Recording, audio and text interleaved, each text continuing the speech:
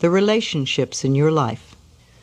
The most important relationship of all, the most lasting relationship I will ever have, is the relationship I have with myself.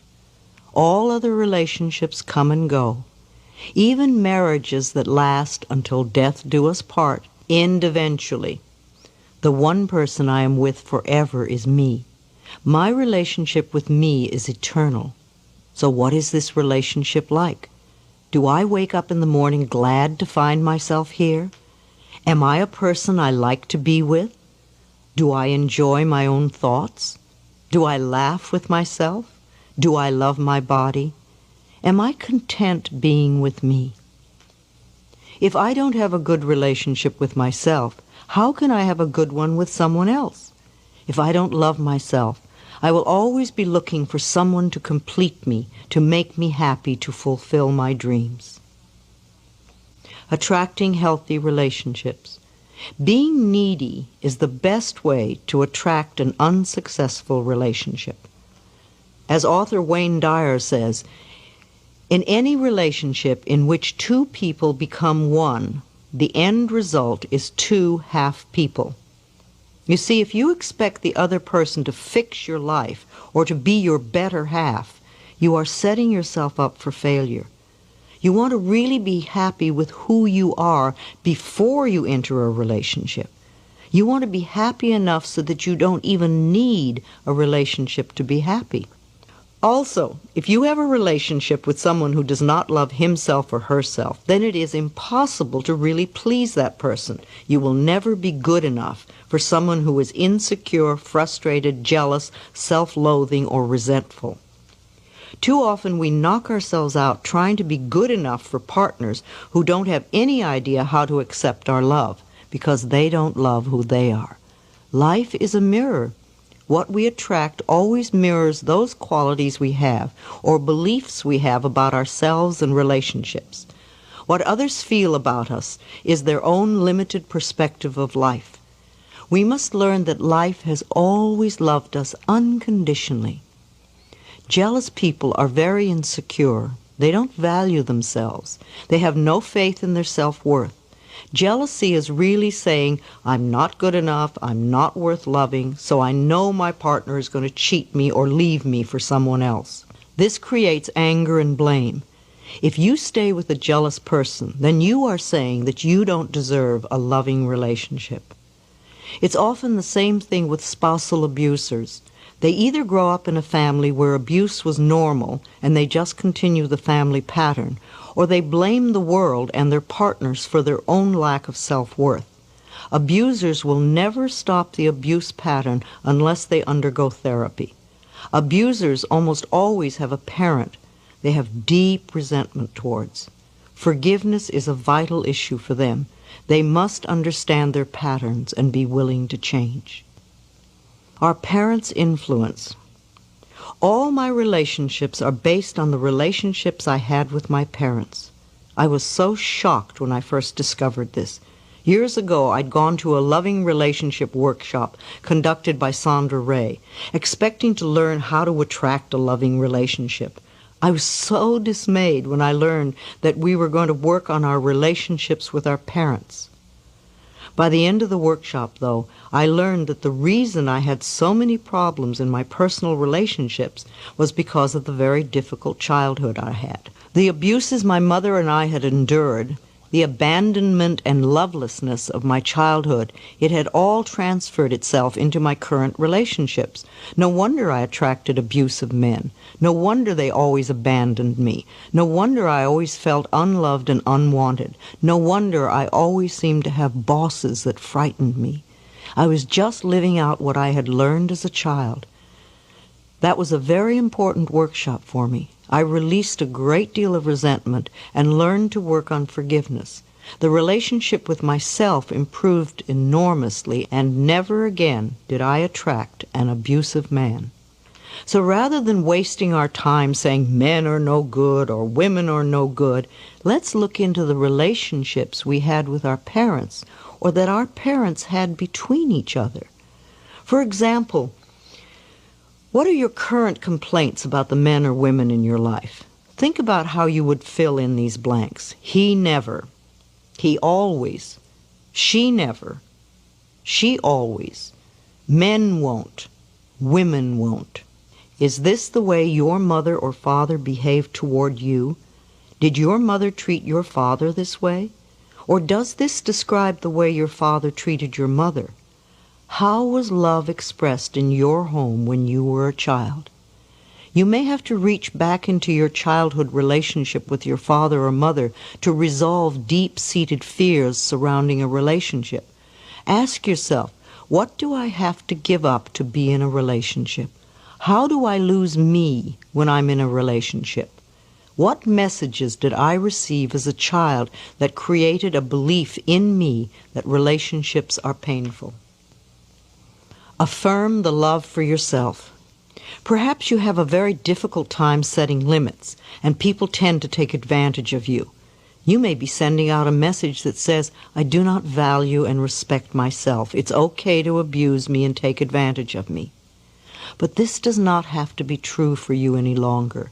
Begin today to affirm your love and your respect for yourself. Look into a mirror frequently and tell yourself, I love you. As simple as this sounds, it's a very powerful healing affirmation. As you grow in self-love, your relationships will begin to reflect this love and respect as well. You may wish to consider joining a support group such as Codependence Anonymous or Al-Anon.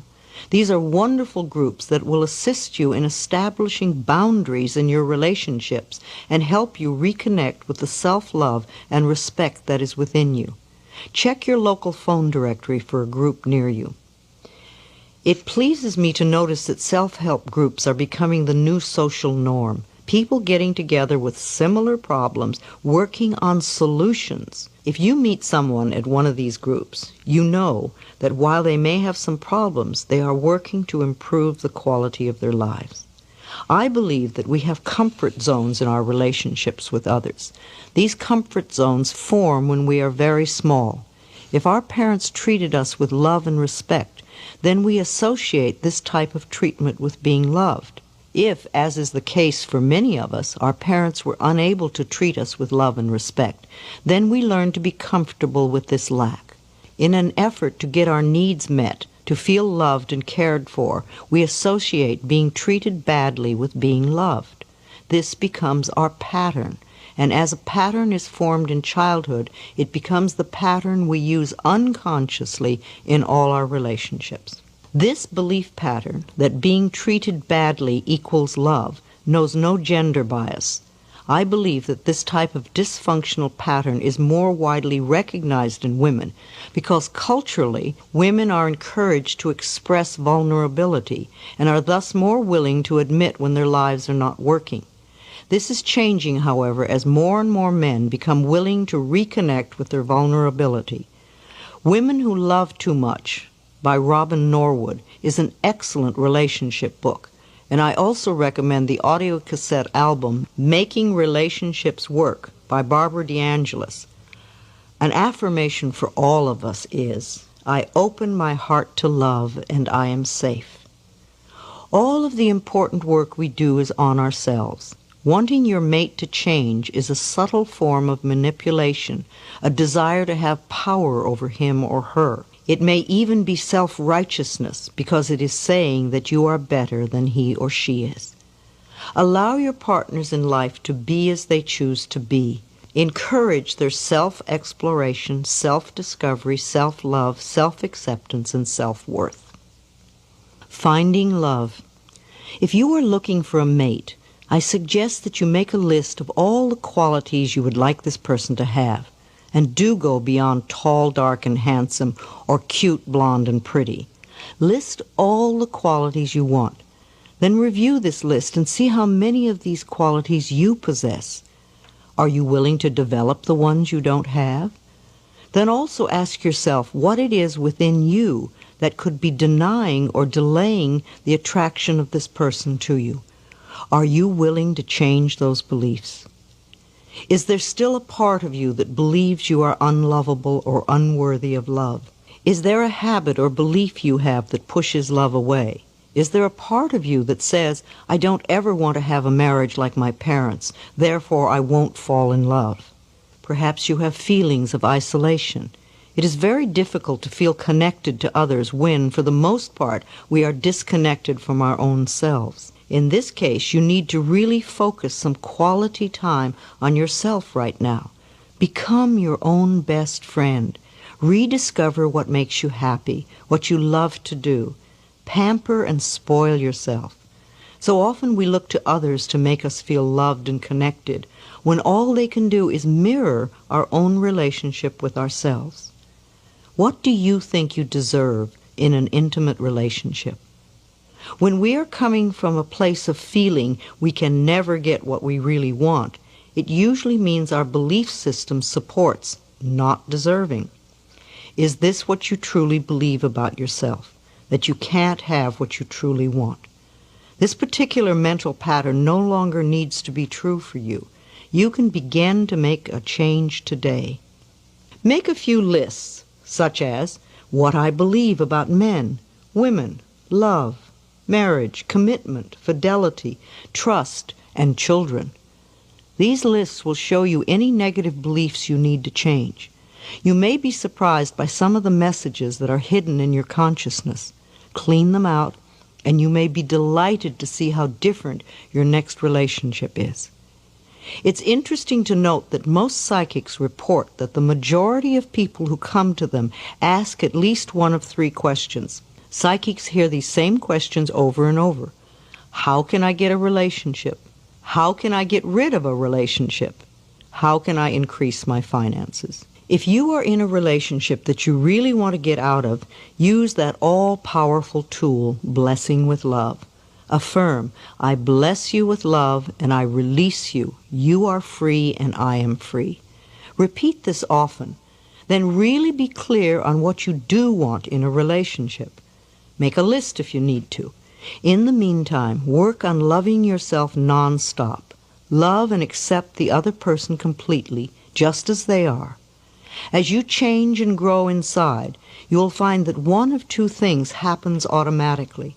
The other person will either align with your desires or they will disappear altogether. If they leave your life, this transition will be smooth. Always begin by loving and appreciating yourself. Everything else will change. Use the affirmation, I now discover how wonderful I am. I choose to love and enjoy myself.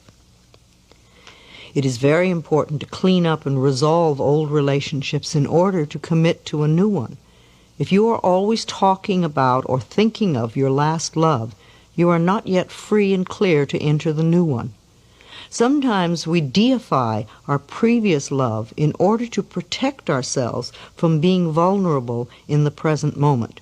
In her book, A Return to Love, Marianne Williamson shares this wonderful barometer for our choices. She states that in all of our interactions, we are either moving towards love or moving away from love. Ideally, to be fully happy and alive, we want to be making choices in our life that move us towards love. As you work on resolving the blocks that stand between you and your relationship, practice being your own lover. Treat yourself to romance and love. Demonstrate to yourself how special you are. Pamper yourself. Treat yourself to small acts of kindness and appreciation. Buy yourself flowers.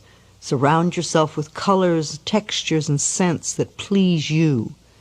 Life always mirrors back to us the feeling we have inside. As your inner sense of love and romance grows, the right person to share in your increasing sense of intimacy will be attracted to you like a magnet.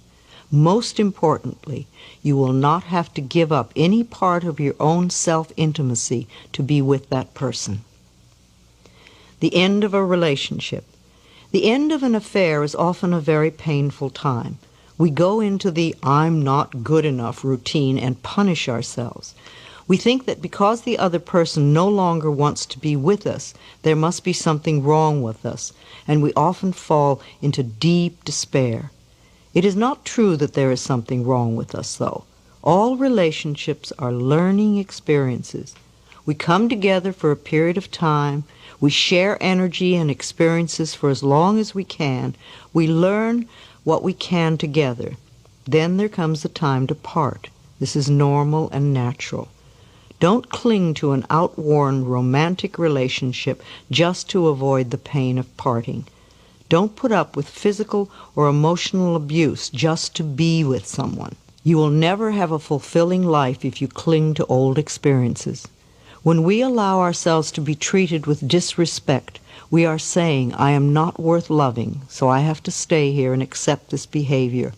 I can't bear to be alone with just myself, and I know that I'll never find another relationship. These negative affirmations pull you down. Instead, listen to the signals. When a relationship ends, life is giving you a chance for a new experience. This can be a time for deep gratitude, of acknowledging the good times you had together, and of appreciating all the learning experiences. Then you can release that relationship with love and get on with the next step in your life. This is a time for loving yourself with tenderness and understanding. This is not the end of your world. It's the beginning of a new phase. With love for yourself, this new time of your life can be far more wonderful than what you are just ending. Affirmations for the relationships in your life. I have come here to learn that there is only love. I am discovering how wonderful I am. I choose to love and enjoy myself. As a magnificent creation of a loving God, I am infinitely loved, and I accept this love now. I am open and receptive to a wonderful, loving relationship. By thinking loving, supportive thoughts, I create a loving, supportive relationship. I open my heart to love. It is safe for me to express love. I get along with everyone. Wherever I am, there is joy and laughter. I relate from my heart. People love me and I love people. I am in harmony with life. I always have the perfect partner in my life. I am safe and secure in my love for myself. I am in a harmonious relationship with life. Life loves me and I am safe. I envelop everyone in my life in a circle of love, no matter if they are male or female. I include my friends, my loved ones, my co-workers, and everyone from my past. I affirm that I have wonderful, harmonious relationships with everyone, where there is mutual respect and caring on both sides. I live with dignity and peace and joy. I expand my circle of love to envelop the entire planet, and this love comes back to me multiplied. Within me there is unconditional love, and I express it to everyone. My unconditional love includes me, for I know I am worth loving. I love and appreciate myself, and so it is.